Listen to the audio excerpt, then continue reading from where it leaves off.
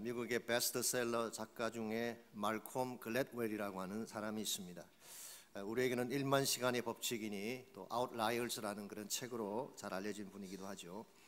이분이 얼마 전에 TED라고 하는 TED라고 하는 프로에 나와서 강의하는 유튜브 동영상을 제가 본 적이 있습니다. 다윗과 골리앗에 대한 강의를 그분이 하셨어요.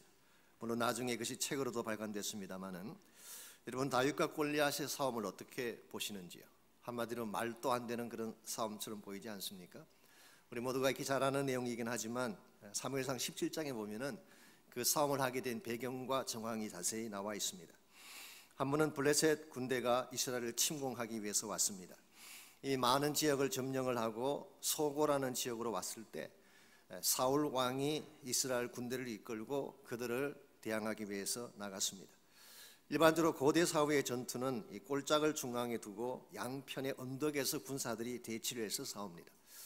중앙에 계곡이 있기 때문에 함부로 공격하러 내려갈 수가 없습니다. 계곡에 내려서면 절대적으로 불리한 여건이기 때문에 그렇죠. 그래서 양쪽의 두 진영이 산 위에 진을 치고 서로 소리를 지르며 대치를 하는 것입니다.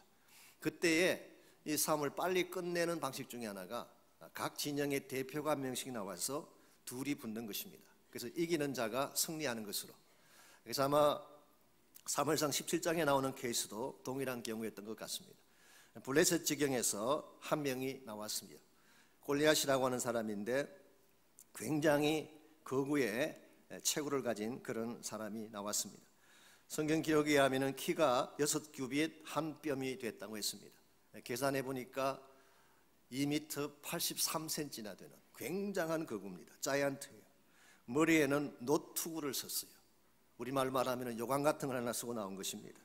몸은 비늘 갑옷을 입고 갑옷 무게만 5,000세겔이 나간다. 57kg에 해당합니다. 긴 창을 들고 칼을 차고, 그리고 그의 앞에는 방패를 든 사람들이 걸어가고 있는 이와 같은 광경을 보였습니다. 그리고는 이스라엘 지경을 향해서 누구든지 대표가 나오라고 외쳤어요. 그때 이스라엘 진영은 조용해집니다. 가면은 누구도 나갈 생각을 못합니다. 너무나 두렵고 떨리는 상황이었기 때문에. 그런데 그 순간에 한 소년이 등장을 했습니다. 그 소년의 이름이 다윗이었어요. 이 소년은 칼도 없고 창도 없고 갑옷도 입지 아니하지. 달랑 돌멩이 5개 들고 나무 지팡이 하나 들고 내려간 것입니다. 이것이 그 유명한 다윗과 골리앗의 싸움이라는 것입니다. 누가 이길까요? 만일 여러분이 라스베가스의 도박사들이라면 어디에다 베팅을 하겠습니까? 누가 보아도 다윗이 언더독이고 골리앗이 페이버릿, 베팅을 할 그런 대상이었을 것입니다. 그런데 결과는 어떠했나요? 언더독인 줄 알았던 다윗이 골리앗을 넘어뜨리고 그의 목을 베어가지고 왔습니다. 어떻게 이와 같은 일이 가능했을까? 말콤 글래드웰은 한마디로 요약하면 다윗은 처음부터 언더독이 아니었기 때문이다, 그렇게 말을 합니다. 외형상 겉모양을 보면은 약해 보이고 큰 거울을 가지고 있는 골리앗과 상대조차 되지 않는 것처럼 보였지만 실제로는 다윗이 훨씬 더 강한 자였다고 하는 그런 말이었습니다. 첫째로 이 몸집이 크다고 하는 것은 장점처럼 보이지만 사실은 약점이었어요. 글래드웰에 의하면은 골리앗이 키가 2m 80cm가 넘는다고 했는데 이것은 정상이 아닙니다. 전문적인 용어로 에크로메갈리라고 하는 병에 걸렸을 때, 이것이 성장 호르몬의 과다 분비로 말미암아 일어나는 말단 비대증이라고 합니다. 고대 사회의 자이언트는 대부분 이 병에 걸린 자들이었대.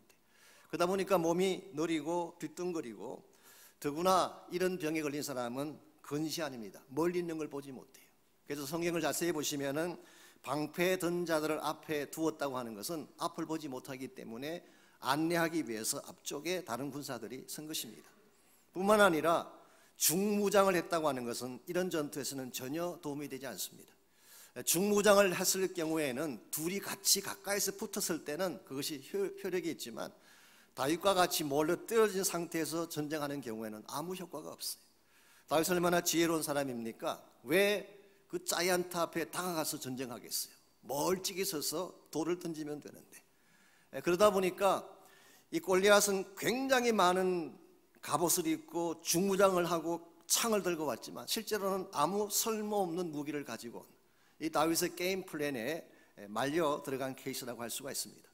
더구나 다윗이 가지고 있던 물맷돌이라고 하는 것은 그 당시 사람들은 미처 몰랐지만 실제로는 최첨단 무기였습니다.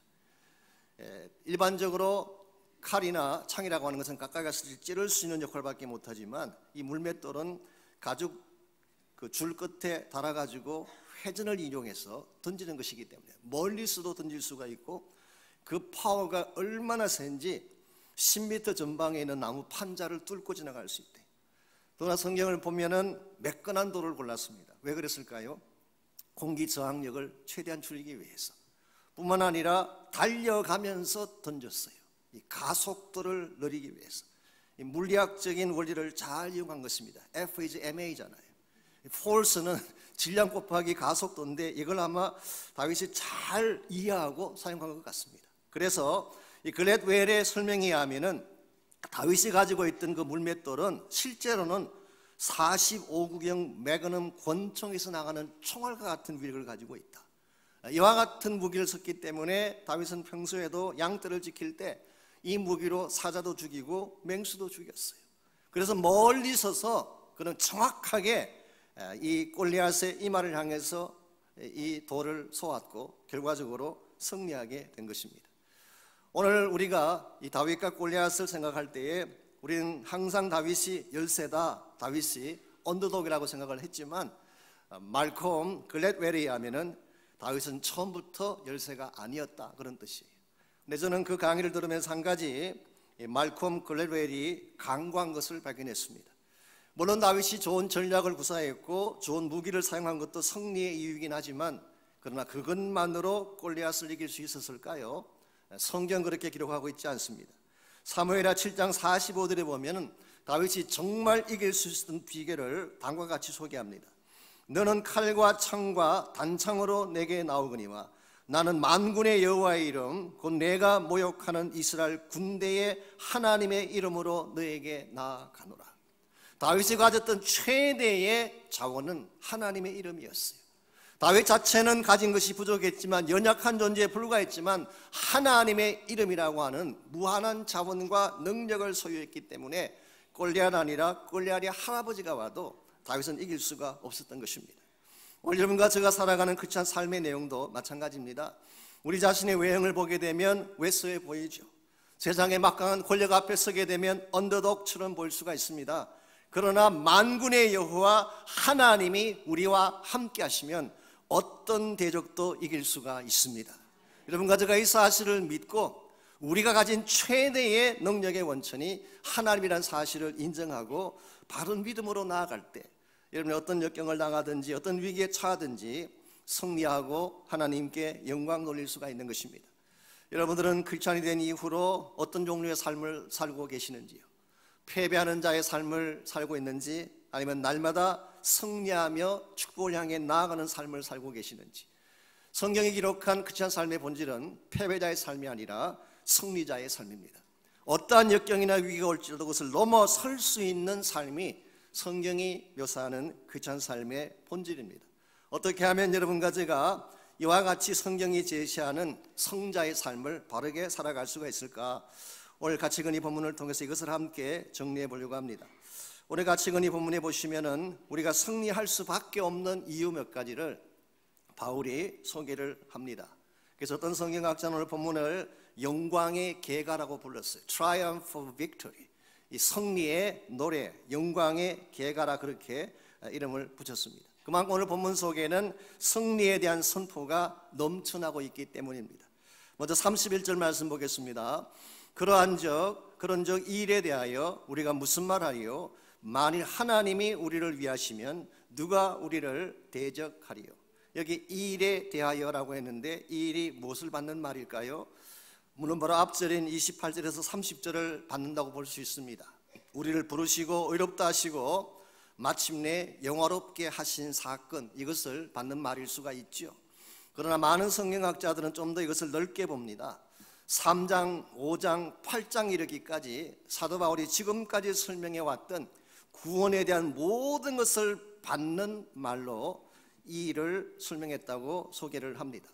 즉 다른 말로 표현하면 크리스찬 삶의 모든 것, 우리가 예수 믿은 이후에 크리스찬 삶을 살게 된 모든 과정을 총 랩합하면서 마지막으로 내린 한 가지 결론이 뭐냐? 만일 하나님이 우리를 위하시면 누가 우리를 대적할 것이냐? If God is for us, 하나님이 우리 편이 되신다면 Who can be against us? 누가 감히 우리를 대적하겠느냐? 어쩌면 이것이 크리스찬 삶 전체를 대표하는 가장 위대한 선포일 가능성이 많습니다. 여러분, 세상에 하나님을 이길 자가 있을까요? 아무리 강력한 힘과 권세를 가졌다고 하더라도 하나님보다 더 높고 위대한 자가 존재할까요? 그러한 자는 존재하지 않습니다. 그러므로 하나님이 우리 편이 된다면, 하나님이 우리를 대신해서 싸우신다면 우리는 승리할 수밖에 없는 것입니다. 이것이 성경이 말씀하고 있는 크리스찬 삶의 본질인데, 그럼에도 불구하고 우리는 가끔 어려운 일을 당하게 되면 당황해하고 두려워할 때가 많습니다. 이유가 뭔지 아십니까? 하나님을 보기보다 나의 힘으로 싸우려고 하기 때문에 불안해하는 것입니다. 심지어 어떤 분들은 위기의 때에 하나님이 아닌 다른 것을 의지하고 거기에 자기 인생을 의탁할 때가 있습니다. 어떤 분은 물질에 그것을 의탁하기도 하고 권력이나 주식이나 심지어는 행운 같은 것에 자기 인생을 베팅하고 걸기도 하는 경우를 보게 되죠. 그러나 여러분, 이와 같은 것들이 과연 우리의 삶을 보장해 줄까요? 참으로 우리에게 승리를 안겨줄까요? Maybe not. 저는 그렇지 않을 것이라고 생각합니다. 요즘 월드컵 축구로 굉장히 뜨겁지 않습니까? 어저께인가 신문에 보니까 이 승리를 점치는 문어에 대한 이야기가 소개되어 있었습니다. 여러분도 혹시 보셨나요? 일본에 있는 루비오라고 하는 문어인데, 일본 대표팀의 그 조별리그 결과를 모두 맞추었다고 해서 난리가 났어요. 용하다고 말이죠. 그래서 인기가 굉장히 높이 올라가는 그런 문어가 됐습니다. 그런데 이 문어 한 마리가 과연 일본의 월드컵 승리를 보장해 주었을까요? 아닙니다. 폴란드 게임에서도 지고 벨기에와의 게임에서도 3대1로 역전패하고 결국 탈락하고 말지 않았습니까? 그 후에 이 용하다는 루비오가 어떻게 됐을까요? 그 신문 기사에 하면은 결국 횟집으로 팔려가서 문어 횟감으로 식탁에 올라가고 말았다고 하는 그런 기사였습니다. 오늘 문어 한 마리에게 내 인생을 건다는 것 얼마나 스투피드합니까? 가변적이면서 내 인생을 책임질 수 없는 대상을 마치 하나님 대용으로 사용해서 그게 나의 삶을 의탁한다는 것은 대단히 어리석은 선택인 것입니다. 정말 내가 승리하기를 원한다면, 나의 삶이 보장되기를 원한다면 내 인생을 충분히 책임질 능력을 가진 하나님을 붙잡아야 됩니다. 하나님은 창조자 하나님이십니다.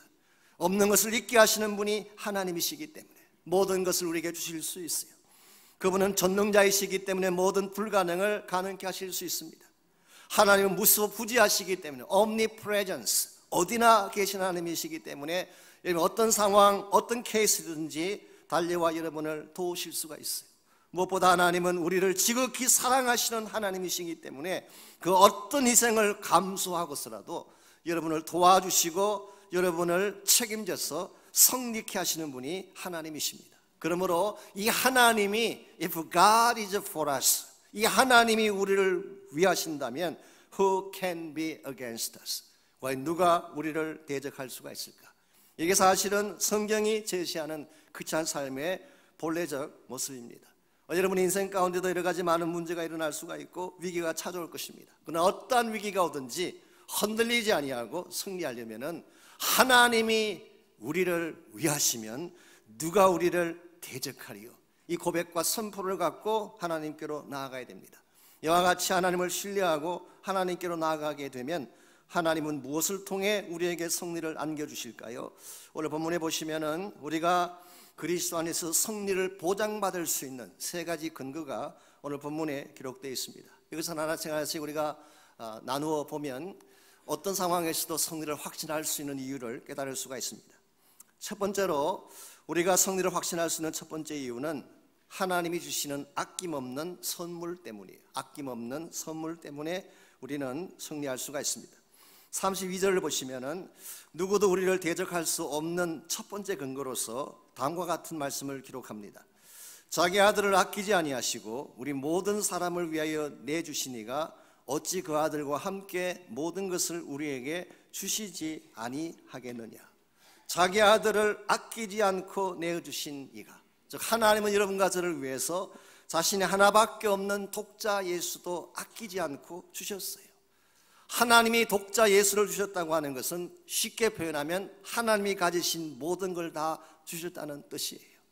전부를 이미 주신 하나님, 가장 소중한 독자까지 주신 그 하나님이 우리가 필요로 하는 것들을 무엇을 아낄 것이 있겠어요? 이런 의미에서 여러분과 제가 받은 선물 중에 최대의 선물은 예수 그리스도라는 선물입니다.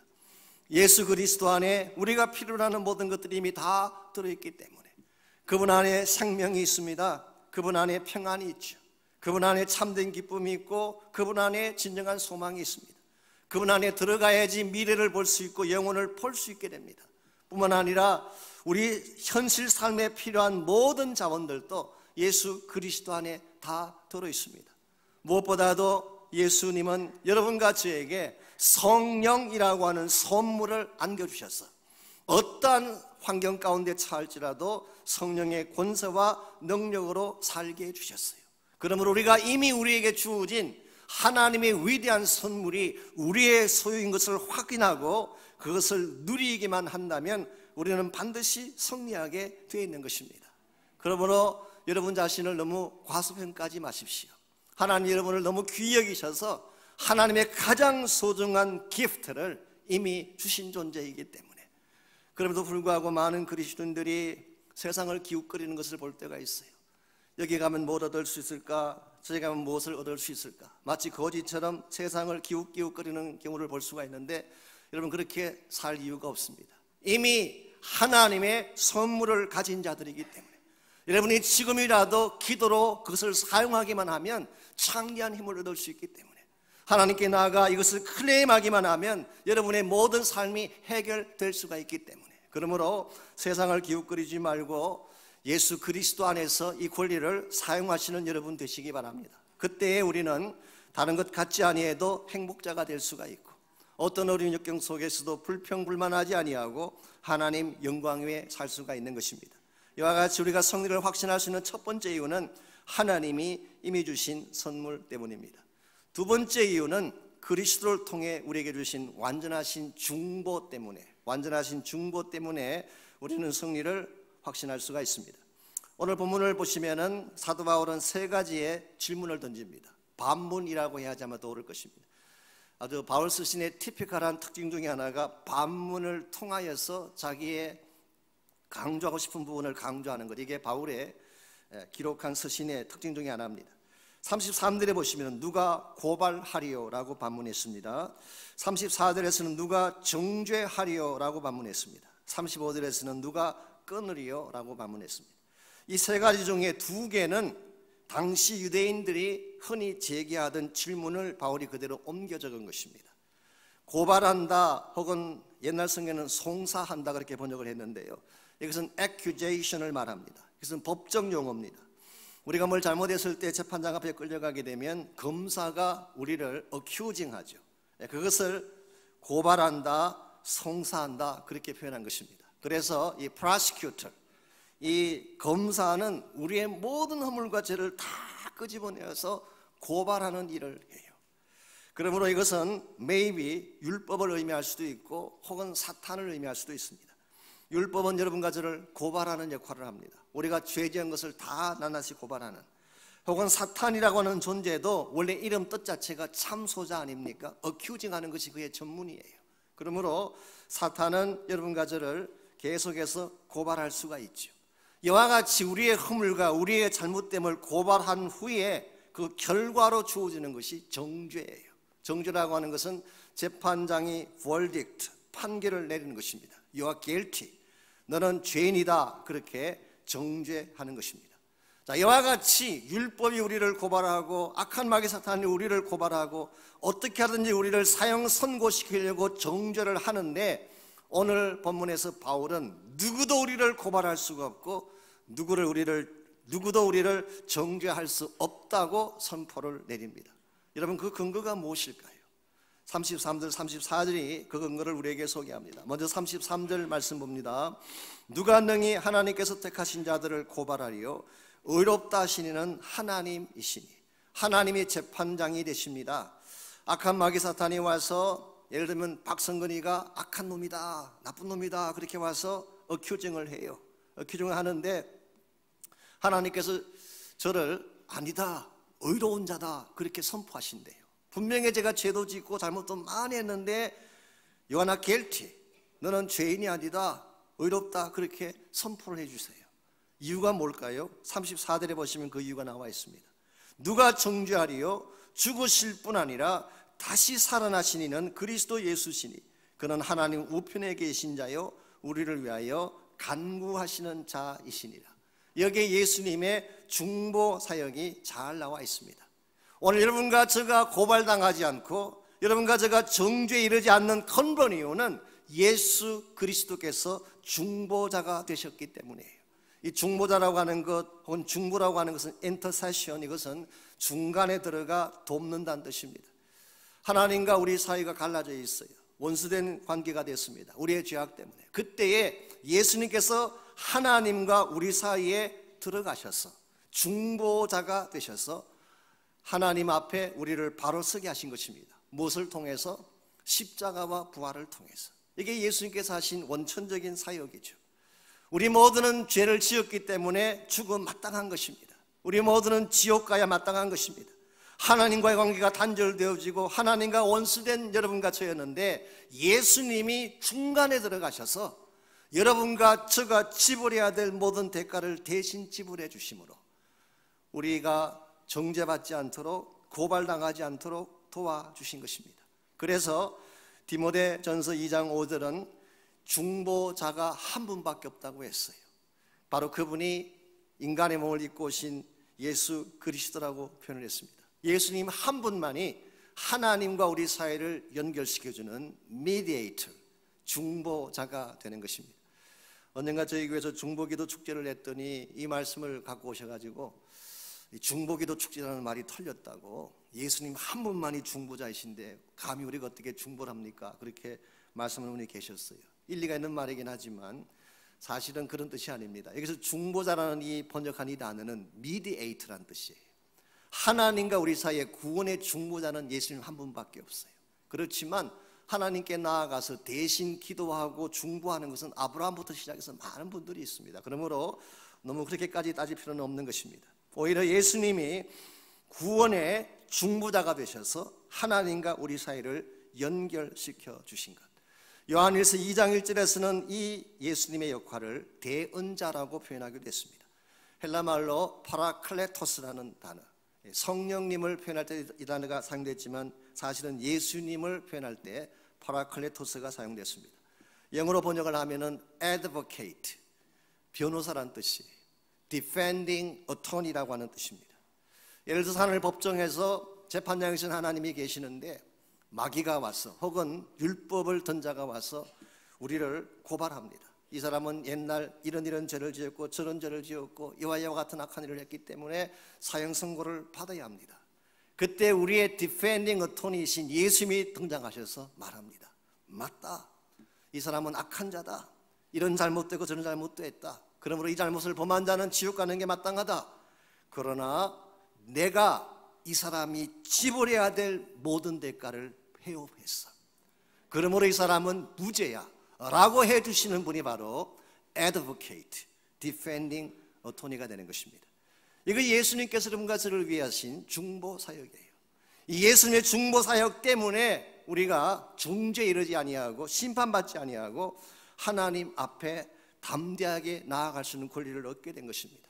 그런데 참 감사한 것은 예수님의 중보 사역이 여기서 끝나지 않고 성천하신 후에 하늘 보좌 우편에서 지금도 여러분과 저를 위해 중보 기도를 하고 계십니다. 그러므로 예수님의 십자가적 중보 사역은 2000년 전에 이룩하신 사역이지만 주님은 지금도 현재도 하늘 보좌 우편에서 여러분과 저를 위해 밤낮으로 쉬지 않고 중보하며 기도하세요.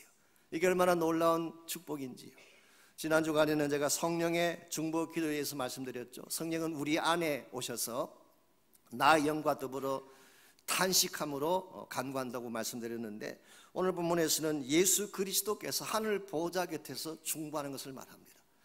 우리 안에는 성령께서 오셔서 내가 구할 바를 알지 못할 때 내 영을 향하여 중보 기도를 해주시고, 예수님은 하늘 보좌 곁에 계셔서 지금도 쉬지 않고 여러분과 저를 위해 중보해 주시기 때문에 우리는 절대로 망할 수가 없고 절대로 미끄러질 수가 없는 것입니다. 이와 같이 더블로 중보해 주시는 하나님이 계신 관계로, 이게 얼마나 큰 축복인지 모릅니다.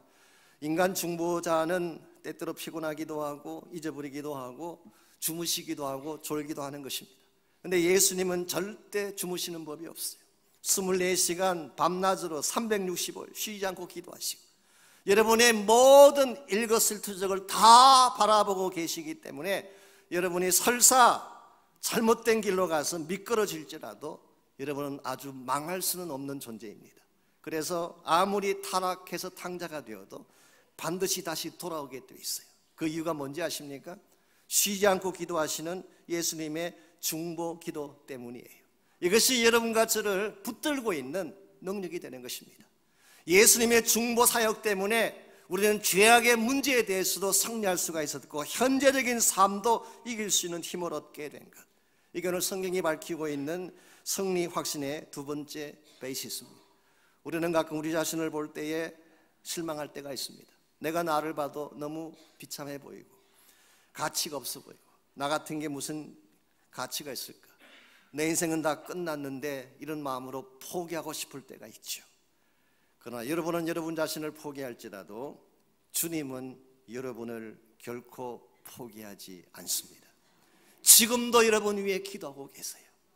지금도 여러분의 이름을 부르면서 하늘 보좌에서 쉬지 않고 기도하고 계시기 때문에, 그래서 우리의 삶이 힘들고 어려운 가운데서도 회복이 일어나고 심지어 하나님을 떠나갔던 가운데서도 돌아오는 이런 은혜 역사가 일어나는 것입니다. 이와 같이 우리가 성리를 확신할 수 있는 첫 번째 근거는 하나님이 주신 예수 그리스도라는 선물 때문에, 두 번째는 그 예수님의 중보 사역이 우리를 성리케 만드십니다.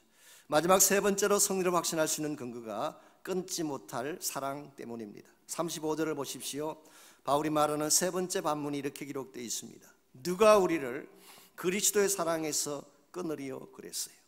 누가 우리를 그리스도의 사랑에서 끊겠느냐? 이 반문에 대한 답은 뭘까요? 없다입니다. 그 무엇도 그리스도의 사랑에서 끊을 수 없다. 이것이 사도 바울의 강조점이에요. 그래서 실제로 바울은 여기에서 7가지 사건을 나열합니다. 환난이나 곤고나 박해나 기근이나 적신이나 위험이나 칼이라. 여기에 나열된 7가지의 사건은 실제로 바울이 겪었던 사건이에요. 고린도후서 11장 23절에서 27절에 보게 되면 거기는 좀 더 디테일하게 나와 있어요.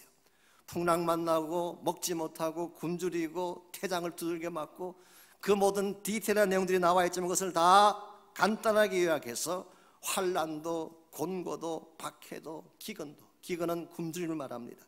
적시라고 하는 것은 헐벗음, nakedness, 위험, 칼이라고 하는 것은 사실은 피를 말하는 것입니다. 죽음의 위협을 말하는 것입니다. 실제로 바울은 이와 같은 엄청난 사건들을 겪었지만 바울은 결코 끊어지지 않았어요. 이유가 뭔지 아십니까? 하나님의 사랑 때문이었습니다. 뿐만 아니라 38절 39절을 보면은 10가지 존재가 나옵니다.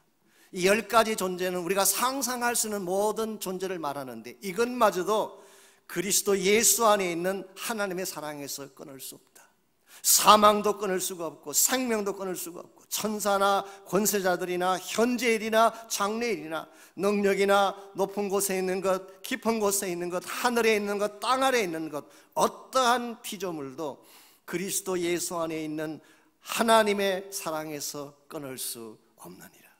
이 사랑이 여러분을 붙들고 있는 것입니다. 여러분, 하나님은 한 번 사랑하셨으면 절대로 사랑을 중단할 수가 없어. 하나님의 사랑이 끊어지지 않는 이유는 우리가 먼저 사랑을 시작한 것이 아니라 하나님이 먼저 사랑을 시작하셨기 때문에, 만일 내가 먼저 시작한 것이라면 나의 상태에 따라서 포기하기도 하고 브레이크할 수도 있겠지만 하나님이 먼저 시작하신 것이기 때문에 하나님 자신이 변치 않은 한 결코 이 사랑은 취소되거나 깨어질 수가 없습니다. 우리가 잘났기 때문에 시작한 사랑이 아니라 우리의 허물과 죄를 알고도 unconditionally, 무조건적으로 일방적으로 하신 사랑이기 때문에 이 사랑은 영원하고 결단코 중간에 깨어지지 않는 것입니다. 언젠가 제가 한국 방송을 들으니까 백만송이 장미라는 노래에 얽힌 이야기를 그 진행자가 해주었어요. 이 노래가 원래 러시아 노래라고 하는데요, 한국에서는 심수봉이라는 여자 가수가 불렀다고 하네요. 그 스토리가 다음과 같습니다. 어떤 화가 한 분이 있었는데 여배우를 사랑을 했대요. 물론 짝사랑이죠. 그래서 그 여자 배우가 자기 마을을 방문한다는 소식을 듣고 이 화가는 본인이 가진 그림을 다 팔았어요. 집도 다 팔았어요. 그리고 그녀가 묵고 있는 호텔 앞 광장 전체를 꽃으로 장식을 했습니다. 그때 사용된 꽃이 백만송이였대요. 백만송이 장미를 동원한 것입니다. 그런데 그 여자분은 이 꽃을 장식한 자가 누구인지 물어보지도 않고 그 다음날 열차로 떠나버리고 말았어요. 그럴지라도 남겨진 꽃향기를 보면서 그 화가는 고백합니다. 언젠가는 자기 사랑을 알아줄 날이 오지 않을까. 이게 노래 가사래요. 어떤 젊은 사람들이 이런 노래 보면 또라이라고 할 것입니다. 이런 미쳐가이 어딨냐. 그 아까운 걸 왜 꽃을 사는 데다 쓰며 백만송이 사서 어떡하겠다는 거냐. 계산도 서지 않고 앞뒤도 맞지 않는 어리석은 것처럼 보이지만 사실은 이것이 하나님이 여러분과 저를 향하신 사랑이었어요. 우리는 하나님의 사랑을 알지 못했어요. 하나님이 나를 얼마나 사랑하시는지도 알지 못한 채 날 사랑하기 위해 오신 그분에게 돌을 던지고 침을 뱉고 그분을 배척했습니다. 예수님은 맞아가면서도 온몸이 찢겨가면서도 피를 토해가면서도 여러분과 저를 사랑하기 위해 다가오시고 다가오셨어. 마침내 죽음으로 우리를 구원하신 사랑이 십자가상에서 보여주신 하나님의 사랑이기 때문에 이 사랑은 결단코 변할 수가 없는 것입니다. 오늘 이 사랑이 여러분을 살게 하고 이 사랑이 우리를 절망 가운데서 일어서게 만듭니다. 그래서 37절을 보시면 바울은 다음과 같이 결론을 이야기합니다. 이 모든 일에 우리를 사랑하시는 이로 말미암아 우리가 뭐라고 했어요? 넉넉히 이기느니라. 겨우 이기는 게 아니에요. 소위 말해서 그냥 barely 신성하는 경우가 아니라 overwhelming, 압승하는 케이스를 말합니다. 킹 제임스 버전은 오늘 본문을 그렇게 번역했어요. More than conquerors, 정복자의 승리보다 더 큰 승리라고 했어요. 정복자들은 그 땅을 지배하는 것으로 끝나지만 사랑의 승리는 그것을 넘어서는 것입니다. 그 땅에 있는 사람들을 변화시키고 사랑을 나누어주는 승리. 그러므로 정복자들의 승리보다 더 위대한 승리가 하나님 사랑이 안겨주는 승리.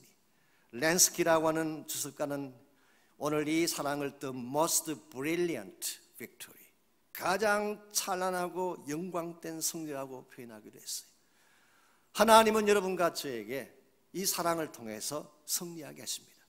우리가 잘났기 때문이 아니라 나에게 힘이 있기 때문이 아니라 우리를 사랑하시는 그분 때문에 우리에게 쏟아 부어주신 하나님의 이 사랑 때문에 이 땅을 살아가면서 겨우 이기는 인생이 아니라 넉넉히 이기고 충만하게 이기고 최악의 상황 가운데서도 수많은 사람들을 일어나게 하는 승리. 이거는 성경이 밝히고 있는 넉넉한 승리입니다. 치킨 수프로 유명하신 잭 캔필드라는 분이 계시죠. 그분이 쓴 글에 보면 이런 시 하나가 소개되어 있습니다. 한번은 잭 캔필드가 캐나다 밴쿠버에서 강연을 하고 있는데 맨 앞줄에 한 사나이가 앉아 있었습니다. 보니까 얼굴이 흉측하고 한쪽 눈꺼풀이 없어요. 심지어 입도 4분의 3이나 꿰맨 상태였습니다. 왜 이렇게 몰골을 하고 앉아 있는가? 그 사람을 나중에 만나서 물어보았더니 기가 막힌 사연이 있었습니다. 약 10여 년 전에 사랑하는 애인과 함께 브리티스 콜롬비아 산속에 들어가서 주말을 보내다가 산림 속에서 곰을 만나게 됐어요. 큰 어미곰이 자기 애인을 움켜잡았어요. 그때 이 남자분이 말콤이라는 사람인데 이 말콤이 있는 힘을 다해서 그 여인을 구출하기 위해서 곰과 싸웠습니다. 그 순간 곰이 그의 몸을 덮치는 바람에 몸의 뼈가 다 부스러졌어요. 그리고 발톱으로 얼굴을 후려치는 바람에 눈과 입과 얼굴이 다 찢어졌어요. 목숨을 건진 것 자체가 일종의 기적이라고 할 수가 있죠. 그래서 이 사람이 8년 동안 수술을 받았습니다. 그랬음에도 불구하고 그의 얼굴에 아직도 흉측하게 이렇게 상처가 남아있는 상태. 이 대목에서 좀 궁금한 것은 그때 목숨 걸고 살려준 그 여자가 어디로 갔을까? I don't know. 분명한 것은 함께 있지 않은 건 분명한 것 같습니다. 그래서 여자분들 이거 도와줘봐야 진짜 의미가 있나 좀 회의가 드는 케이스 같습니다만은, 그래서 아마 이분 마음속에도, 말콤의 마음속에도 얼굴의 상처도 상처지만 떠나버린 그 사람에 대한 고통 때문에, 아픔 때문에 고통스러워하다가 어느 날 재활센터의 옥상으로 올라가서 사실은 자살을 하려고 생각을 했습니다. 뛰어내리려고 하는 순간 붙잡는 자가 있었어요. 뒤돌아보니까 그의 아버지였습니다. 아버지가 아들에게 다음과 같은 말을 합니다. 아들아, 모든 인간의 마음 어딘가에는 흉터가 있단다. 다만 그것을 미소나 화장품이나 옷으로 감추고 있는 것뿐이다. 지금 너가 가지고 있는 얼굴의 흉터는 외적인 흉터뿐인데 너의 마음 중심에 하나님을 품게 된다면 너는 다시 일어날 수가 있어. 그 말에 힘을 얻은 이 말콤이 다시 살기로 결심을 하고 보험회사에 취직을 해서 세일즈맨으로 인생을 시작했습니다. 만나는 사람들마다 나의 겉모양은 흉측하게 생겼지만 내 마음속에는 예수님이 계십니다. 저에게는 진실과 사랑이 있습니다. 한번 믿어보십시오. 그의 진실을 본 사람들이, 정말 많은 사람들이 보험을 가입을 해주는 관계로 그가 1978년도에 밴쿠버에서 보험을 가장 많이 파는 세일즈맨으로 뽑히게 되었다고 하는 스토리였어요.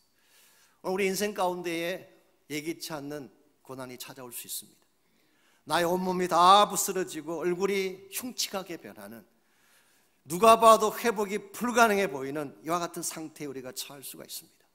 그러나 우리의 마음 중심에 하나님을 품게 된다면, 나를 세상에 그 누구보다 사랑하시는 그 하나님의 사랑을 내 마음에 안게 된다면 우리는 어떤 상황에서도 일어날 수가 있는 것입니다.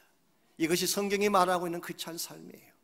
우리는 외적인 평강 때문에 기뻐하는 자가 아닙니다. 외모의 아름다움 때문에 승리하는 자가 아닙니다.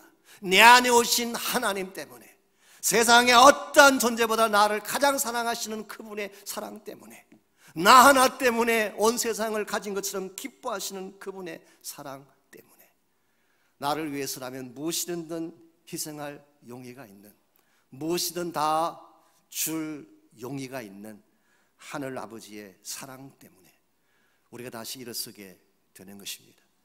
오늘 이 자리에 모인 신 여러분 가운데 혹시라도 인생이 너무 힘들고 어려운 가운데 계신 분이 있나요? 나의 삶의 정황을 보니까 더 이상 희망이 없다고 생각하시는 분이 혹시 계신가요? 아닙니다. 아직 희망은 있습니다. 하나님을 붙잡으시기 바랍니다. 그 사랑을 붙드시기 바랍니다. 모든 역경과 환경에도 불구하고 이 모든 일에 우리를 사랑하시는 이로 말미암아 우리가 넉넉히 이기노니라. 이 말씀이 여러분이 붙잡는 말씀이 되시기를 바라고, 이 말씀으로 남은 생애를 승리하며 달려가시기를 바랍니다. 한번 이상 같이 한 목소리로 기도하며 우리 결단하는 시간 갖도록 하겠습니다. 아시는 대로 세상은 변합니다.